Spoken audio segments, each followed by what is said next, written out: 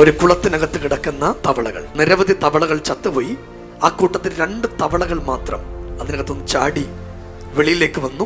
വെള്ളം അന്വേഷിച്ചുള്ള യാത്രയാണ്. ഒരു വീടിന്റെ മുറ്റത്ത് ഒരു വലിയ പാത്രം ഇരിപ്പുണ്ട്. പാത്രത്തിനകത്ത് വെള്ളം ഉണ്ട് എന്ന വിചാരത്തിൽ അവർ പാത്രത്തിലേക്ക് എടുത്തിയാടി.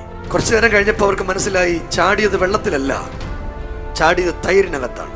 ഈ തവള മറ്റേ തവള ഇങ്ങനെ കുറെ നേരമായിട്ട് അവര് നീന്താൻ ശ്രമിച്ചുകൊണ്ടിരിക്കുകയാണ്. പക്ഷെ ഒരാൾ മുങ്ങി താഴാൻ വേണ്ടി തുടങ്ങുക. ഈ തവള മറ്റേ തവളയോട് പറഞ്ഞു, എനിക്ക് നീന്താനുള്ള ആരോഗ്യമില്ല, ഇനിയും രക്ഷപ്പെടില്ല ഞാൻ. ഇത് പറഞ്ഞ് ചില നിമിഷങ്ങൾ കഴിഞ്ഞപ്പോൾ ആ തവള അതിനകത്തേക്ക് മുങ്ങിത്താണു.